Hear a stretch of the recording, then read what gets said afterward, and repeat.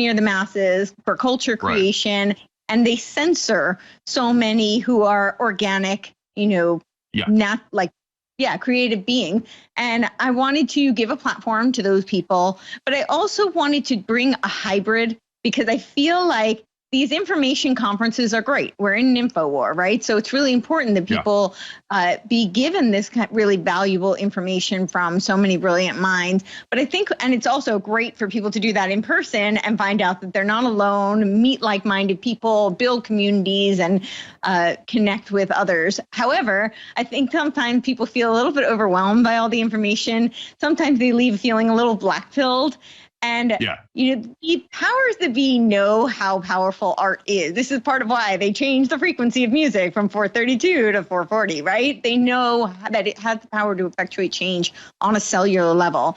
And they use it for their purposes, but it actually incredibly healing, especially when you are with other people experiencing that art. So I wanted something that merged the two.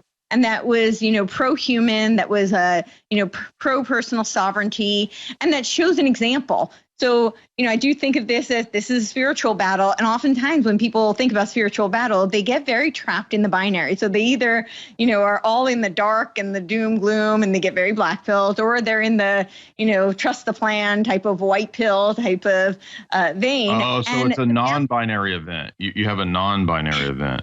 I haven't. Yes. Well, I didn't want to be controversial, so you can't come join them, right? Yeah. So, so I thought that we need to show that there's both. If it is a spiritual battle, there needs to be light and dark. And I think that we don't have a whole lot of examples in the culture currently because they own the culture. There's not a whole lot of examples of good, clean, fun art that's rooted in family values, that's pro-human, that's pro-sovereignty, pro-liberty. And I think their agenda is to, put us into a transhuman leading to post-human world controlled by an AI hyperwork mind that they program, and then we'll all be siloed in the metaverse, right? But the best antidote, personally, I think, to that is for us to be radically human. And we're going to have a guest here with me in just a second. But I want to remind you guys that things are getting serious. This is a time when we are witnessing the complete attack on our country from within and to a degree from without. But it's important to understand that the means and methods of this attack are very well known, and they're kind of classic. Like the ways that you would bring down a civilization in the past are really the same patterns for how our civilization is being brought down. And it helps to understand those principles and those patterns. And we've really been focusing on that a lot in the last few months on my channel over on YouTube, on my Rockfin channel and so forth. And we've been covering not just global elite texts, but texts that describe the strategy of subversion, infiltration, these kinds of techniques. It's important to understand these, because if we don't understand that we look at the wrong people, we look at the wrong institutions. And a lot of what goes on in terms of psychological warfare demonizes the wrong audience. They demonize the wrong people, they get you deflected on thinking that, it's the people that own land and property and the people that have businesses. Or this is Marxism. Classical Marxism says that man's problems arise from his alienation from his work and from the means of production and from the capitalist ruling class, right? That's just one example. Borrowing from that Hegelian dialectic. That's not really man's problem. And so there might be abuses that have taken place with industrialists and factory workers and all of that, sure.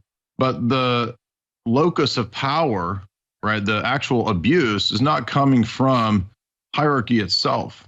And so one of the techniques that revolution has always utilized, right, if you go back to this classic text by James H. Billington, Fire in the Minds of Men, Origins of the Revolutionary Faith, when he goes back and characterizes the history of revolution, the bad guys are always part of a structure, and the enemy is characterized as the structure itself. So what's man's problem? Well, because there's hierarchy in nature, because there's authority out there. That's the problem. Authority itself is the problem. It's not authority itself that is the problem. It's the abuse of authority that's the problem. You see how that minor seeming philosophical distinction is enough to confuse and lead to centuries of revolution, death, chaos, bloodshed, etc.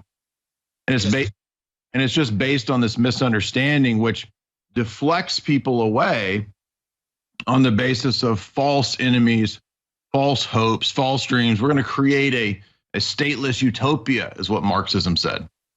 Literally, the classic Marxist idea is that we would eventually get to a stateless situation in the phases of history, in the phases of Marxism.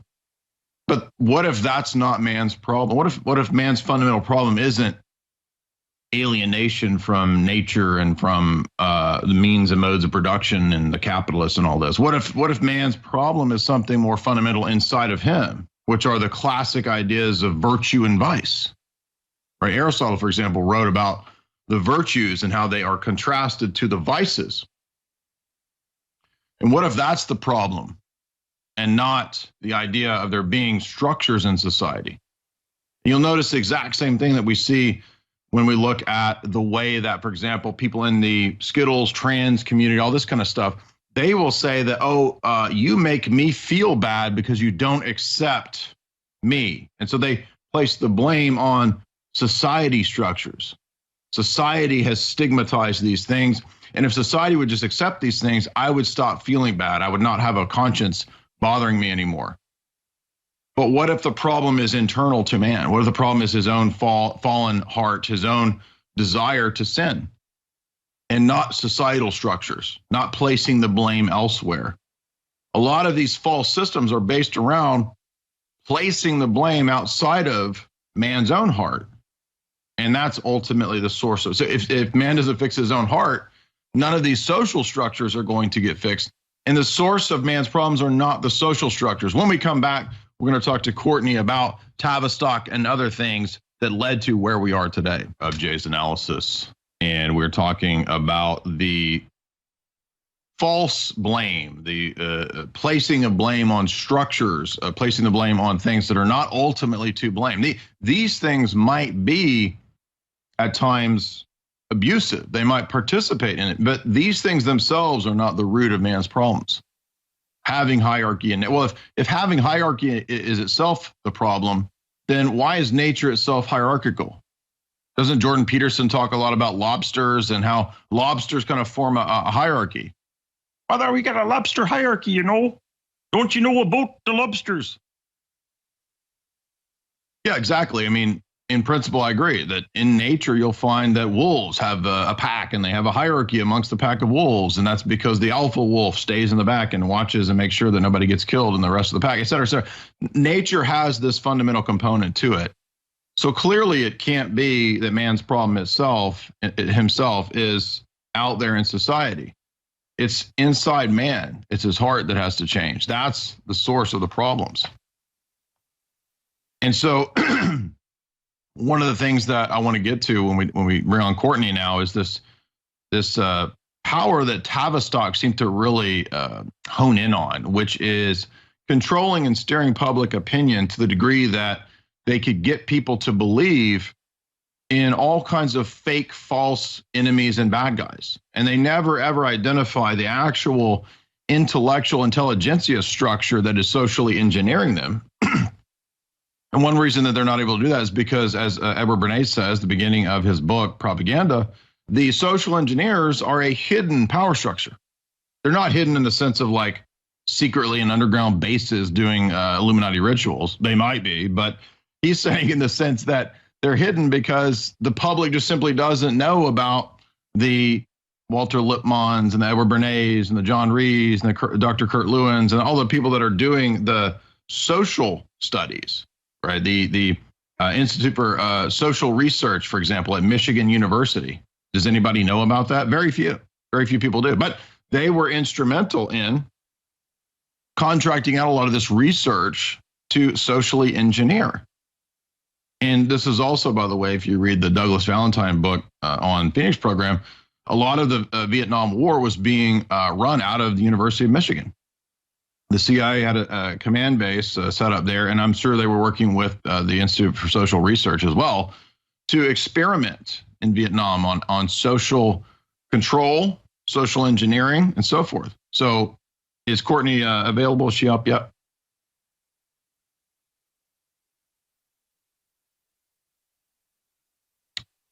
So Courtenay, are you there? We've been talking about social engineering. Hey, we've been talking about social engineering, you and I. We've done a lot of interviews. And I wanted to see if you agree, because I know you've done a lot of research into Marxism, and not everybody at the Tavistock Institute and the Institute for Social Research were necessarily Marxists, and they don't have to be. But these are great examples of systems like Marxism, where people are corralled into believing that the enemy is something that isn't actually the enemy. Do you agree? Yeah, I absolutely agree. So really interesting for me, got on this whole journey.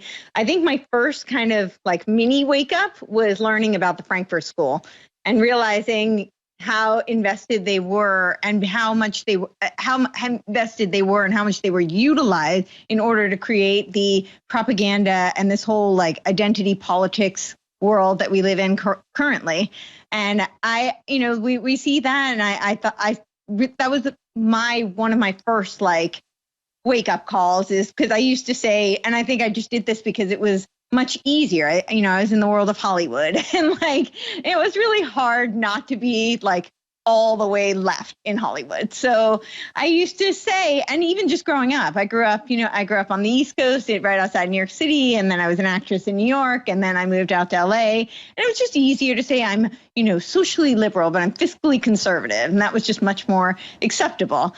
And really, it was when I started to learn about the Frankfurt School that I realized how much they were using these philosophical principles and the identity politics in order to co-opt the culture, and that you really couldn't extricate one from the other. You can't really have, this, who's paying for these fiscal social programs and this social ideology, right? So you can't really extricate one from the other. So that was kind of my mini, but I think I was still pretty, unaware of the big scope and the big picture. When I first learned about Tavistock, that was like a light bulb for me, because it was a convergence. I think one, it personally really hit me because of my background with, my psychology background and my philosophy background, and then my artistic background, and realizing that Tavistock was kind of where a lot of the Fabian socialists converged with the Frankfurt School.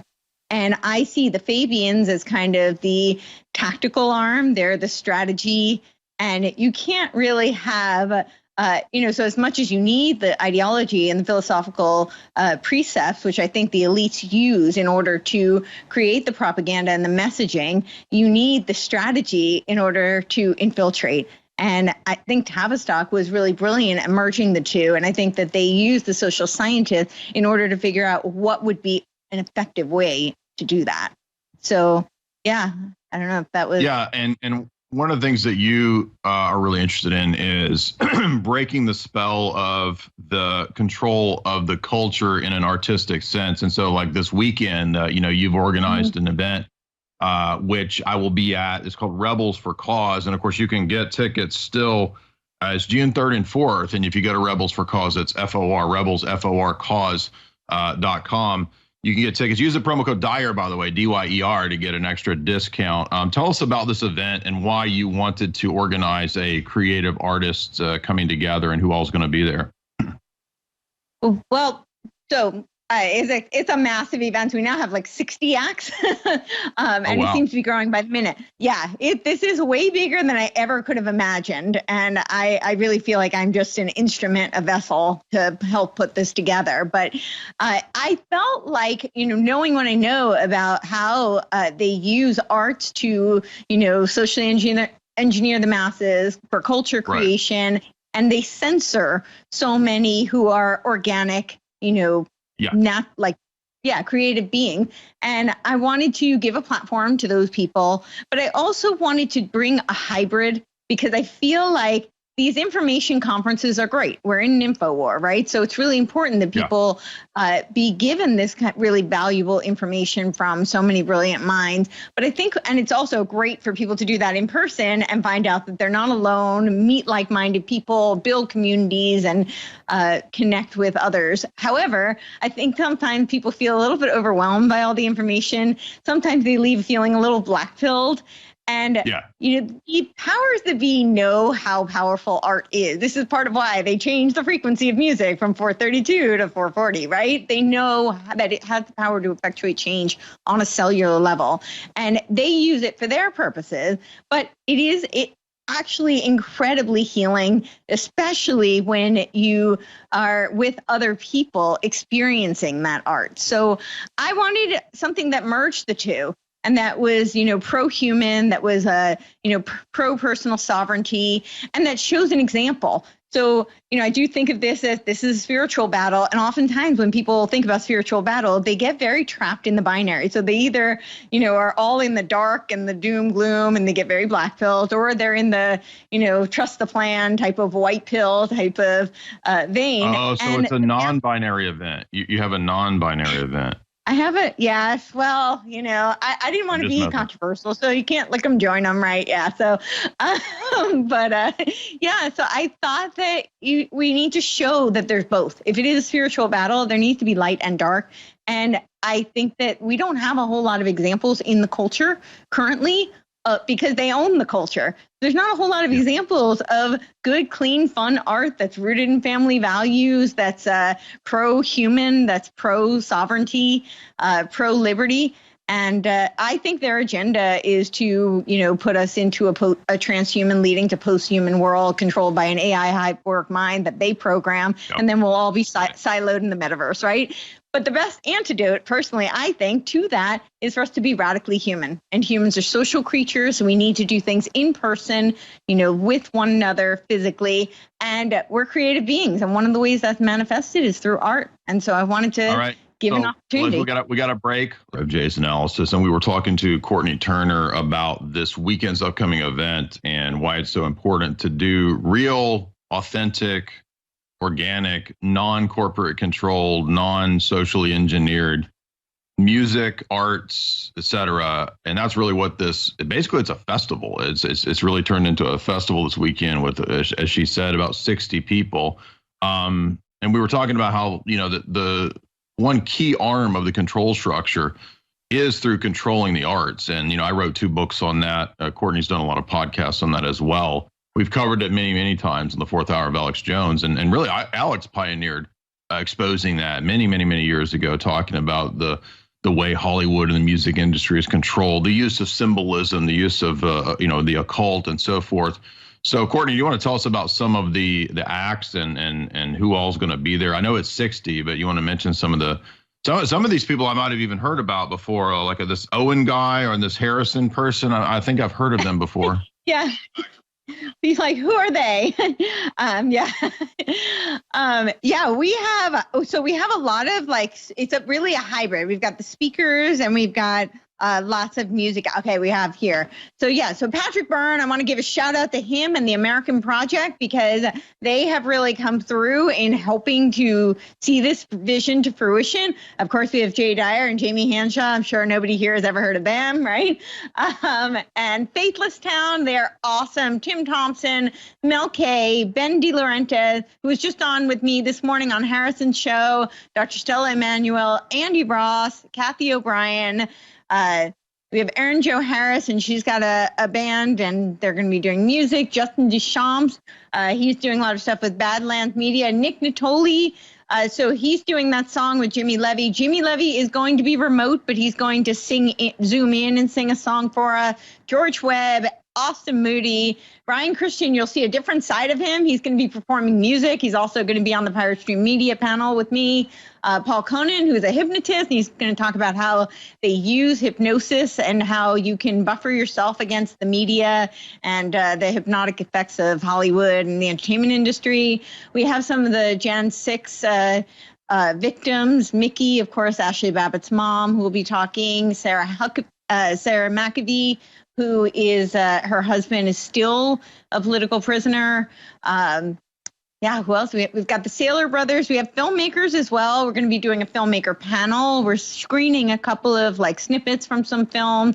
We're going to be doing some improv, which Jay is going to be a part of. We have, of course, Klaus, and then we've got Klaus Jr., and we have the CEO of Target. We have a Trump impersonator, and they'll do a little improv sketch. We have a bunch of people from Medical Freedom, who are speaking on that. And so there's the Trump impersonator, Sean Farash.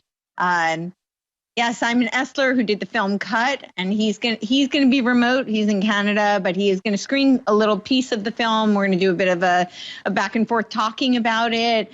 We will have on Sunday morning some people like Robert and Jamie Agee, who are from the Revenant Tour, who are going to be doing more religious ceremonies and speeches and some music that's more religious oriented for those who are missing church services. And then we'll have panels on Sunday. And it's action packed. Yeah, and again, let's go back to maybe some of the background of this notion of culture creation and culture steering, because that's a huge part of, what I've covered, as I said, and part of the reason why you're doing this event. I know that if you go back to Plato's allegory of the cave, and then Plato's discussion in the Republic of the noble lie, where he talks about the inner secret society that will run the Republic, the ideal Republic. He says they'll have to use these various invented myths and stories to control the population, to make sure that everybody fits into where they're supposed to be in this rigid ideological structure of the Republic. And that noble lie, I think, is a really early example of foisting upon the society a false story, a false myth, a fake origins story, you could say, like the hero's myth or whatever. That's really, again, made up to control people. And that same principle is, if we fast forward to today, the way that Hollywood and the music industry has crafted itself as a kind of modern Plato's allegory of the cave. If you think about sitting in the movie theater, if you think about being at the concert, you're really watching and following these people that are acting kind of like the phantasms and the shadows on the wall of Plato's cave. And that's there to control you and to keep you, in this matrix system. And what I like about what you're doing here is that pretty much everybody here, we have a lot of disagreeing, maybe philosophical views, but everybody basically agrees that we need to wake up from this existing control system. So how do you see Hollywood and the music industry, since that you did have a time, you said, where you were in that world? Do you see it as a really rigid control structure, which is ironic because I thought the arts were all about us being free and being, set loose. And the irony is that, no, actually, this is a rigid control structure. Absolutely. Yeah, it's really interesting because one of the things that, you were saying how it is it's kind of a wide tent, and there are a lot of philosophical, maybe not complete alliance. But I think the main thing that everybody in this event can get behind is personal sovereignty and art. And I think if we can't unite over that, then we really have no hope for humanity. And I agree with you. I think you would think one of the brilliant things about artists is that they're creative beings that can see out of the box. And, I always use the analogy of they're able to kind of color outside the lines and still make it interesting, intriguing, potentially even beautiful. And that's exactly what they don't want. That's what's scary to them. That's why they have this control grid of Hollywood and of the music industry. That's where you have to fall in lockstep with what they want and their messaging. Anybody who falls outside of that, they don't give a platform to, because they know how powerful it is. And they know that it has the power to, subliminally, because I think what happens with people is that, as much as it's important to read and get engaged in intellectual matters and intellectual pursuits, human beings we're very complex, we're very nuanced. And when we deal in the rational, we can ignore things that we're getting, like cues that we're getting intuitively. And we can ignore some of our emotional responses that are elicited. And art has the power to affect that emotional, intuitive response, in many cases subconsciously.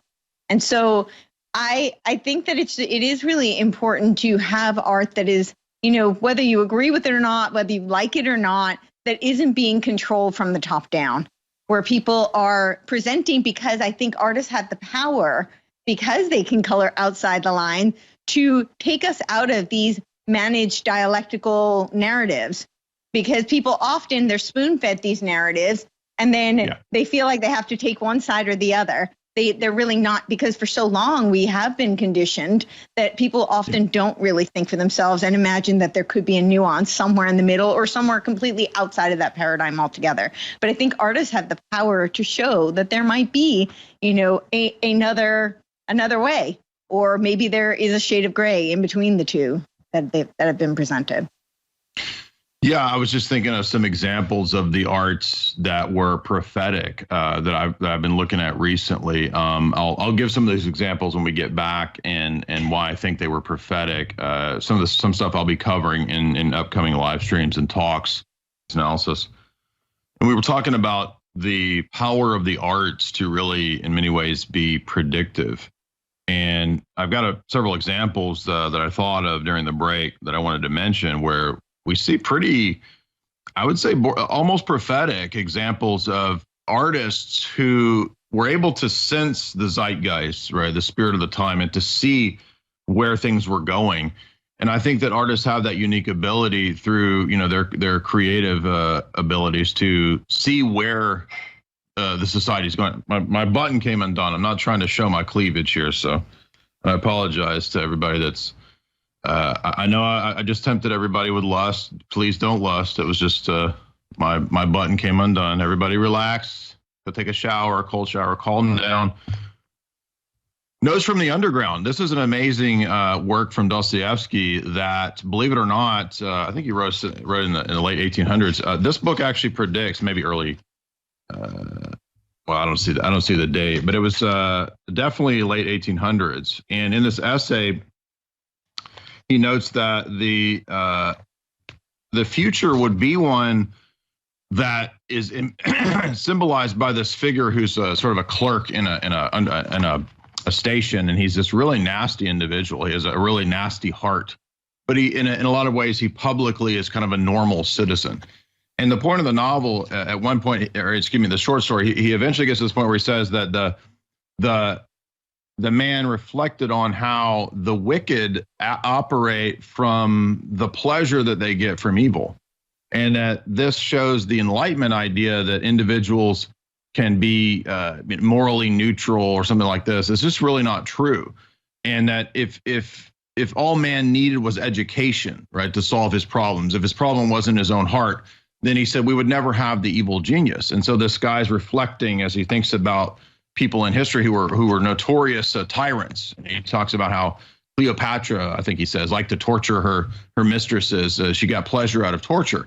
And he says the sadistic or the evil genius character, he says, proves that evil is something more than just a lack of education, that there's actual virtue and vice going on here. And then he goes on to say that, in fact, I could even project that the future will be like a machine. The evil men of the future will be like a machine that operate in a programmed machine-like way. There's a really famous page where the guy basically predicts a technocratic future where people are basically like robots. Again, that's in the late 1800s. In Brothers Karamazov, there's one of the most famous chapters about Dostoevsky where he talks about what's called the Grand Inquisitor. And this is an inquisitor, a theoretical way in this chapter, is doing an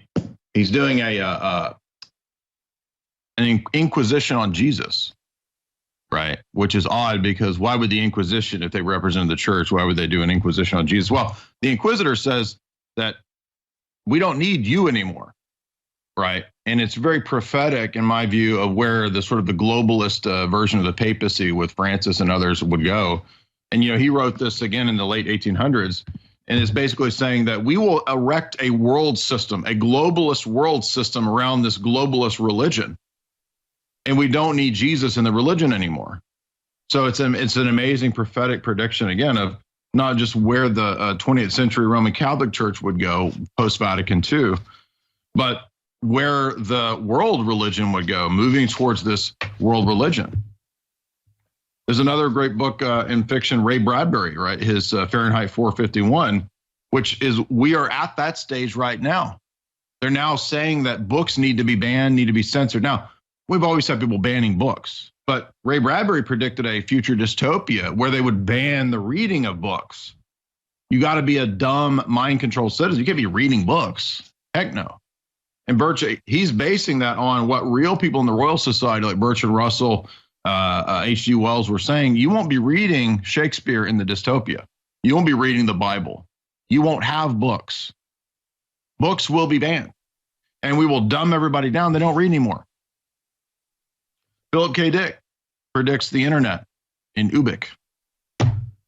Now, another odd novel that I wouldn't have expected to be prophetic, which was written in the 40s, was a book by Flannery O'Connor. It's called Wise Blood, and I'm going to be covering this pretty soon. She's a famous Southern Catholic writer. Southern Gothic is the genre, and in that novel, it's one of her few short novels. She only wrote 2. She predicted the rise of the new atheists. Pretty wild. This weird sort of oddball character named Hazel decides to create his own cult. However, the cult that he creates is the Church of Jesus without Jesus. So religion without any of the supernatural trappings or the real meaning of the religion, really just a tool of other interests, a tool of geopolitics, a tool of individuals who are just self-serving. In the case of the novel, this character, right? But far before we had this public campaign of the new atheists, you have this really odd prophetic prediction of the new atheists in this novel. And many, many, many more examples of the arts being predictive. And I'll be covering those on my channel. If you want to go to my YouTube channel, Jay Dyer, and subscribe, we're going to be getting into these. We just covered some really curious elements in recent podcasts, like covering noir films, film noir, and all the weird occultic esoteric elements in a lot of the 40s and 50s films that nobody has even thought about in decades. So we're really digging up old school stuff. But Courtney, are you there? I want to get back to any of the examples that you can think of, like where you've seen in your own life, like it doesn't have to be predictive elements, but like when you were in the entertainment industry, were any stories that stuck out to you, things that were really weird, or people trying to make sure you didn't get a job because of your views or anything like that? Oh, well, definitely, I could not discuss my views, and I was part of the whole FOA group, the Friends of Ape, where I found out that I was not alone in that. Lots of us were fired or blackballed for, speaking out on our views. So that was definitely very pervasive in Hollywood. But what's interesting is I also saw the agendas. I remember it must have been the early 2000s, and they were really pushing, now they've really moved towards the trans agenda, but back then they were really moving towards the gay agenda. And the amount of casting that was done, it was just very strange. And I just remember thinking it was so odd. I'm like, so is every couple there's no traditional couples anymore? This is so odd. Why is this all they're casting for? And now in hindsight, I realize, okay, this is because they're clearly trying to, elicit some sort of a message. This is programming. Yes. But at the time, I just thought it was bizarre. I'm like, this is not reflective of the real world, even in Hollywood, I was like, yeah. So that's just one example. You think that was you think that was a top down? Yeah. I do think so. I mean, there's no way I couldn't say for sure, but it seems really odd. I think so. I was actually, interestingly enough, when you were reading through all those predictive examples, I'm really thinking, I think it's a feedback loop, because I think on the one hand, there are the social engineers who are in control and who are trying to push this message and propaganda, and they're in lockstep with this agenda. And the agenda is a New World Order agenda. And the more I talk to people now through my research and my interviews, it seems everybody in the entertainment industry, whether in the music or in film, television, Hollywood, if you're not in line with the agenda, whether it is you're willing to just turn a blind eye or you're, willfully advancing it, then you're really out. But I think it's a feedback loop, because I think there's also so many people who are in it and they become programmed and brainwashed without really knowing it. I think it's completely, for some people, unwitting. They really have no idea that they're completely in lockstep and they're completely advancing this agenda. And so then they come up with these ideas, and it's so ingrained, and they end up, programming, casting, and writing these scripts and, these artistic ventures that are, so I think it is a feedback loop. I don't think it's just one or the other, but I think a lot of it is because they're and people that are artists. I mean, sometimes it seems to me like nowadays it's independent artists, right? And that's kind of what your event's about, is You can subscribe to my work at the website you see there, jaysanalysis.com. I want to remind you, too, that you see that top link there. I dropped a new cringe core song. InfoWars has had a history of playing my greatest hits, including Pay Piggy. And if you go to my YouTube channel and subscribe, you'll notice that the top song there is my brand new hit single that I just dropped last night. And it's an ode to Matthew McConaughey, and it's called "I Just Want to Meet New People and Do Cool Things." And if you watch the clip, it'll explain why we do what we do as artists, right? The arts, again, they have the ability to raise our sensibilities. I think that's what they're supposed to do. They're supposed to point us to the transcendent, to point us to these higher ideals, to the virtues, and they give us meaning. They give us, stories give us meaning. And great art does that, I think, in a transcendent way, and then it points us to the divine and so forth. And we really lost that in the West because we don't really have great art anymore. Think about the Renaissance artists. I mean, I have certain criticisms of the Renaissance artists, but they're really talented, and most of their art was intended to point us to the transcendent. Think about, great literature that was being written all the way up until, I guess maybe the first half of the last century. I mean, maybe there's new lit that's great. I don't know, but it's the same way in the domain of books that a lot of mainstream publishing and publishing houses, they don't print your stuff unless it's going along with this agenda. This agenda that we're talking about is across all of the disciplines of the arts, and that's because it's a control system. They don't allow any area to not be under this control system. If you remember, I had on Wrecking Ball, the pretty well-known pro skater with a lot of comedic talents as well. He's a really funny guy. And we did a 4th-hour interview with Weck maybe a year ago, and we were talking about how even in the domain of skating, you might think they don't care about skating. No, they do. Every area of life has to be under this new cult of the technocratic, a lot of words I can't say. I don't want to use those words, but you know what I mean. What they're trying to push in all of these areas. It's even in the skateboarding community, right? It's in every area of the arts. And that's by design. And that's why we want to create art that is truly independent, not fake independent, Hollywood push stuff that is not liberal. It's actually part of a control structure, but calls itself liberal or whatever that even means. I mean, the irony here is that liberal is associated with liberty. You would associate these things with being made free. And yet this entire structure is promoting all of the things through inversion that will enslave you. And not just enslave you mentally or spiritually, but now they're pushing the things that will enslave your body. And Courtney's right when she says that ultimately the goal is to put us into a matrix Borg hive mind. Alex has talked about that for 20 plus years, that it's an actual Pentagon plan to eventually have some sort of matrix style coom pod that you lay in, and your life will be lived out in this virtual reality, and you'll just be a battery for the system. That's what the Matrix was playing on. The Matrix movie was playing on that humans as batteries analogy, feeding into this energy vampire superstructure system. And that's not just fiction, because in many of the global elite texts that I've covered, for example, Jacques Attalie's Brief History of the Future, the latter chapters discuss the Borg hive mind and everybody being linked into this matrix web system. I have over here Ray Kurzweil's books.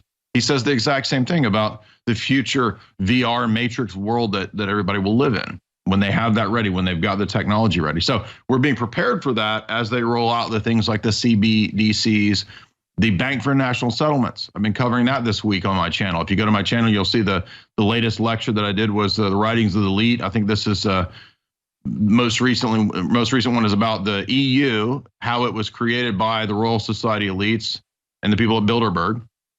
They planned the EU decades before the EU came to exist. Churchill was a big pusher of the EU. A lot of people don't know that.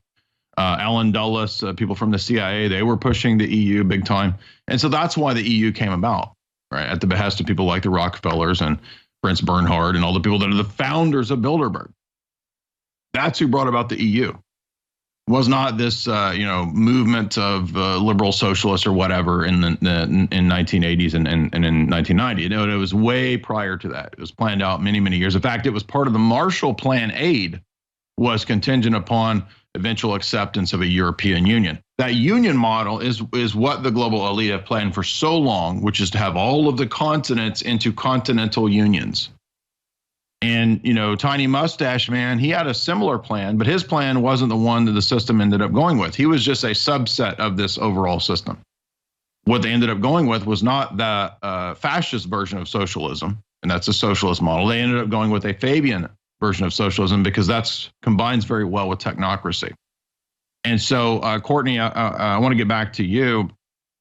You were talking about your time in the entertainment industry and how this system works. And I feel like, I've had interviews, for example, with some pretty big name Hollywood people over the years, and they've kind of expressed their own internal tensions with sort of being on the edge of, well, I want to, have one foot kind of in the system, but I also kind of wish that I'd been independent and doing things on my own. When we look at people like Joe Rogan, who basically bought his own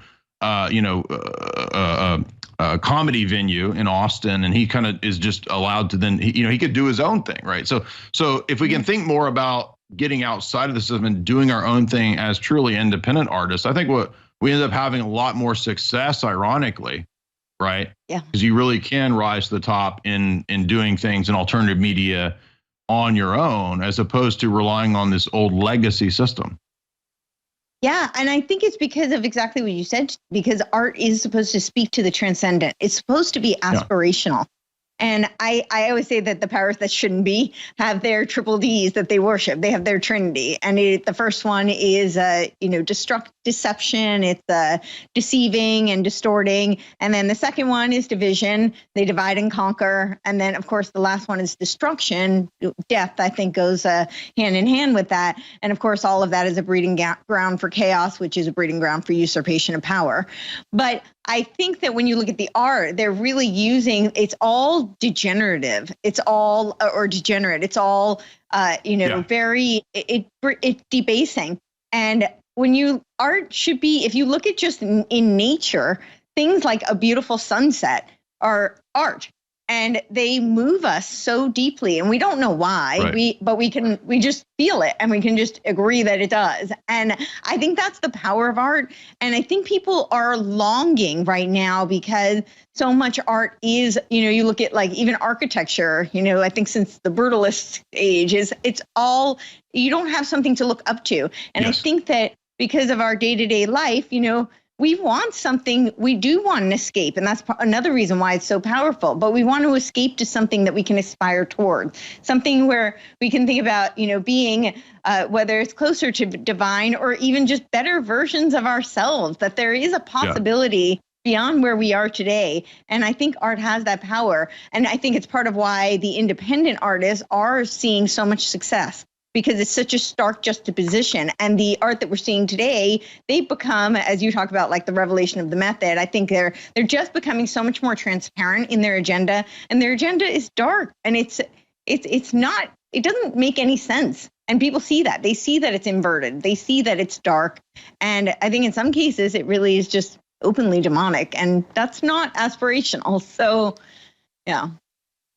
Yeah, self-destructive. And, I want to remind people, too, that when it comes to this freer notion of the arts, I'll be doing a event in Hollywood, outside of Hollywood in July. It'll be July 6th. You can go to my website, and under every post, you'll see the upcoming live events. We have, of course, this weekend, Courtenay's event in Nashville. You can go to Rebels for Cause and get the tickets there. My live event in California, Jamie Kennedy will be there. Malibu's Most Wanted, Jamie Kennedy Experiment, Scream. You guys have probably seen Jamie Kennedy's, one of the genius comedians out there. Jamie Kennedy Experiment is one of the funniest shows ever. So we're going to have a lot of fun out at that event. Get your tickets there at Eventbrite. And then Courtenay's event this weekend, Rebels for Cause. Use the promo code DYER, DYER. One last plug there. Courtenay, why does everybody need to come out to this weekend? Well, I think they need to come out. They need to support independent artists. They need to find their people, build local communities. We do want to make this into a national tour. And that's part of why, we're doing it. We want to take it. Part of why we're doing that is to build local communities. So, yeah, come meet your people. And right now we have a lot of people flying in from all over the country, which is awesome. But I really hope some of the locals will come out and see everyone.